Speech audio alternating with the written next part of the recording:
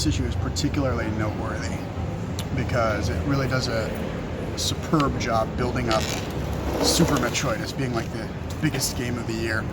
Keep in mind this is 1994, so there's still a few more biggest games of the year yet to come in this same year, like Donkey Kong Country, for example, which they hyped up to no end.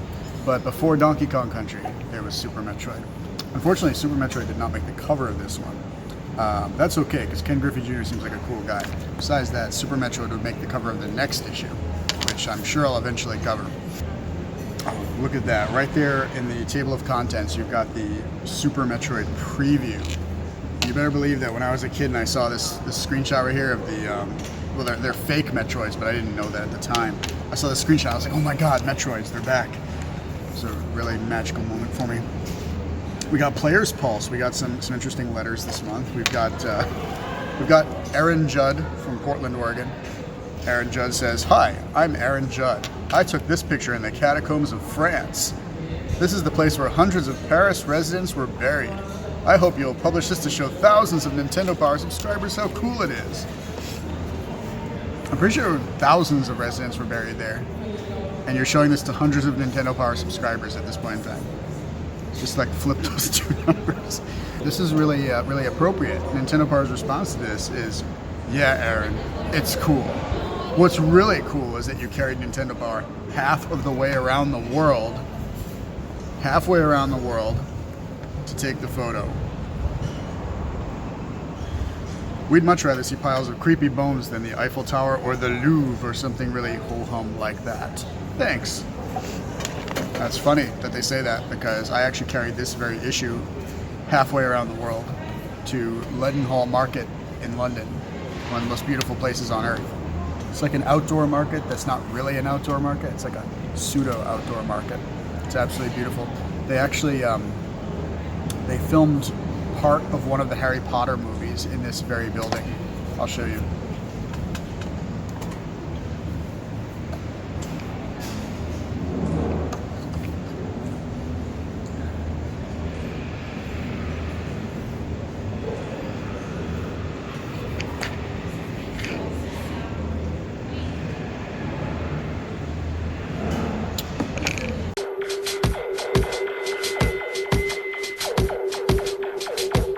First of all, we've got Ken Griffey Jr. presents Major League Baseball. You know, I never really played any sports games at all on the Super NES. Closest I ever got was probably NBA Jam. Like, I almost played NBA Jam a few times. Everybody was into it, I was kind of into it too, but I never quite got around to that one.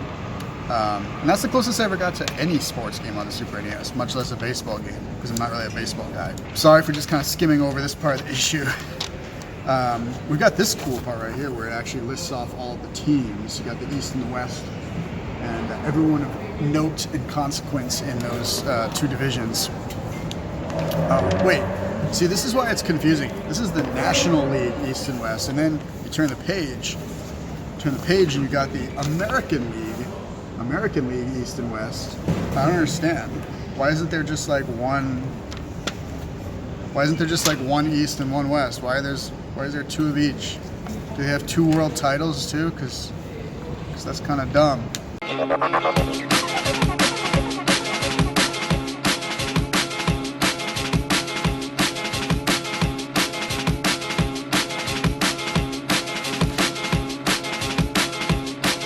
Next up, we've got Star Trek The Next Generation for the Super Nintendo. Got this nice little picture here. The whole cast is in it. Doesn't really seem like much of a Star Trek game. It's just kind of, I don't know. It's like this weird top-down Seventh Saga looking game, and it's just like, why does it look like Seventh Saga? I should have brought more issues. This is fun. I could have done a whole bunch of them while I'm here. Where should I do the next issue? Because I'm in London right now for this issue, but I'm thinking Paris for the next one, but maybe Berlin. Why not? I could do Berlin. You know, next issue is Aladdin.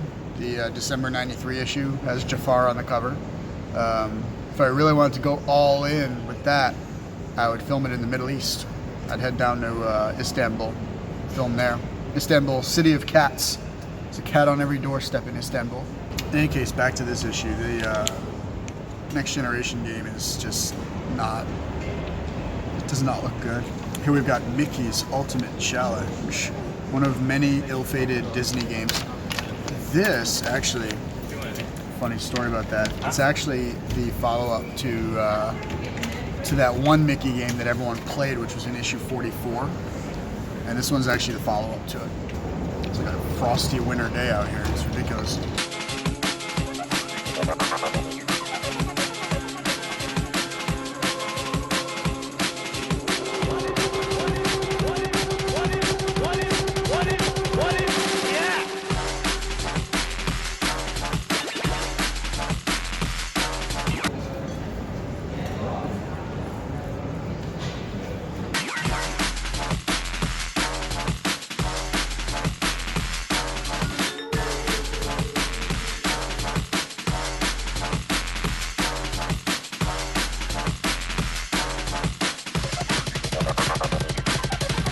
So, X-Kaliber 2097, no less. This is a game that like really captured my imagination as a kid.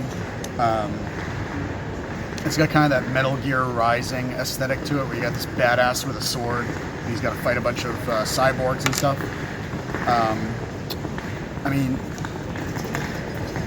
it's also got a little bit of Devil May Cry actually, because the guy's got like spiky hair and he's got a trench coat on.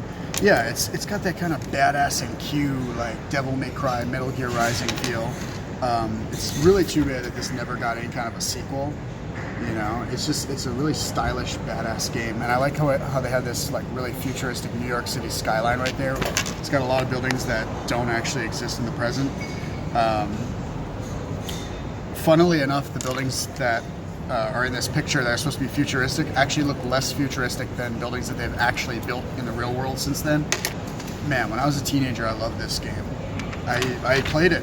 I actually played all the way through this game. It's a very short game. It's only like 6 levels. It's over like boom. You know. There's another awesome picture right here where he's like jumping down behind a cyborg and slashing. You can see the cyborg just like ripping in half. It's just tremendous. Everything about it is tremendous. Got a poster on the back. Barkley, Mr. Sir Charles. Yeah, Shut Up and Jam. Very popular game. Another sports-themed game that I never actually played. Although if I were going to play any sports-themed game, maybe I'd consider Shut Up and Jam. Here we have the final stage of X-Kaliber, which is like super ridiculously short for some reason, and then you fight Crooks, the essence of evil. And here, our hero, he looks like he's wearing like an arm sling or something. I don't know what the deal is there. He kind of reminds me of Future Trunks a little bit. Actually, he definitely reminds me of Future Trunks. I probably thought about this the first time I saw Future Trunks. Ooh, look what we got here. It has arrived. Super Metroid. The first like real coverage of the game right here. I love this pose, by the way. I've always loved this Samus pose. I believe that pose is from Metroid 2. It was in like all the Metroid 2 promotional art, which is part of the reason why I bought Metroid 2 as one of my first couple of games way back in the day. Man, I'm just reminiscing right now, being a kid, looking at this and being so stoked that it was finally almost here, Super Metroid, after months and months of waiting. I know months doesn't seem like much now, but back then it seemed like forever. There was so much waiting and it was finally almost here. Anyway, she has all these new abilities. The Speed Booster. The Speed Booster was the one that probably got our attention the most. It was like the most imagination capturing ability was the Speed Booster. Just seeing all these after images trailing behind Samus, I wanted to play the game and see like what you could do with the Speed Booster, you know. Anyway, we've got some Zeeb's area maps. We got pictures of the bosses. We even got Meridia and the wrecked ship on there, which those guys didn't even come into play during the actual coverage in the issue after this. They never even came into play. But they're all here. Everything's here. And there's this ominous, mysterious gray circle in the middle of the world map. What could that be? And I love these shots of the different areas because each one is completely distinct from the other ones. And you have Samus using powers that she shouldn't have in one area to the next. Like in Norfair, she's firing the plasma beam with no added beams, which is very odd. But it's very clear that they had a testing copy for this, and that is okay.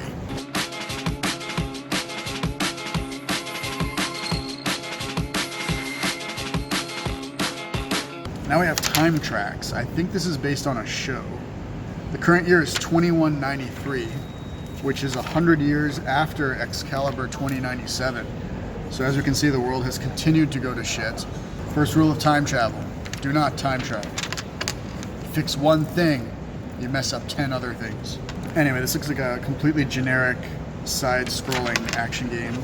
Then we've got Turn and Burn, No Fly Zone. Just gonna keep going.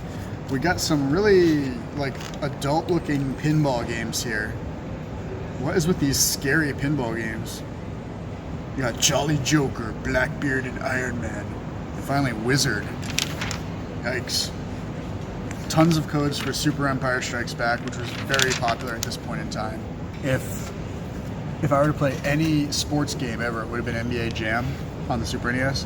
Well, right here we got some codes for a White House Jam. That's right. You can play as Bill Clinton and former President Al Gore.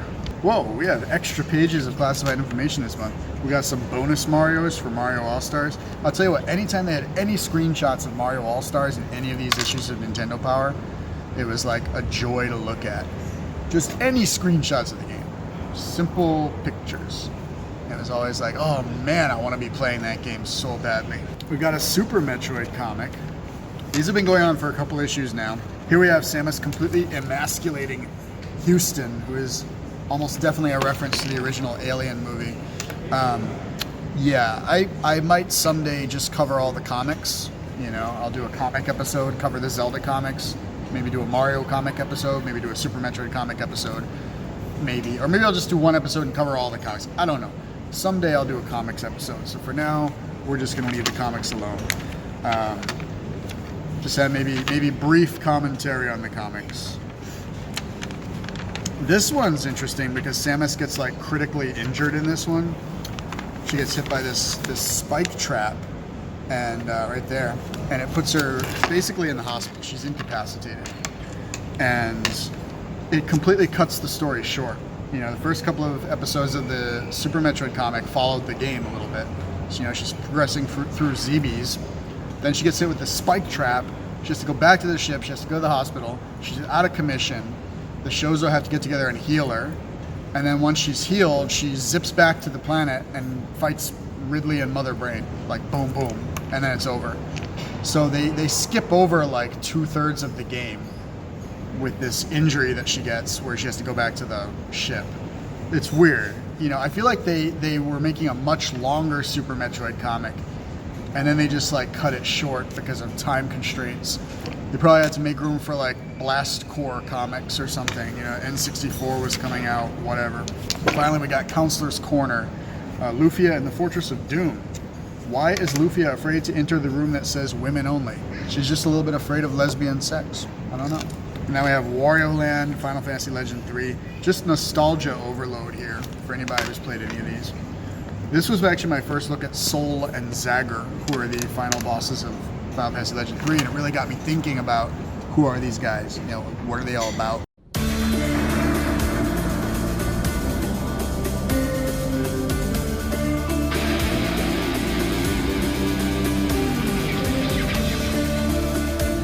We got step-by-step guide to Chrysalis, which is a game I've never played and have wanted to play for a really long time. It's a game where the world ends in 1997.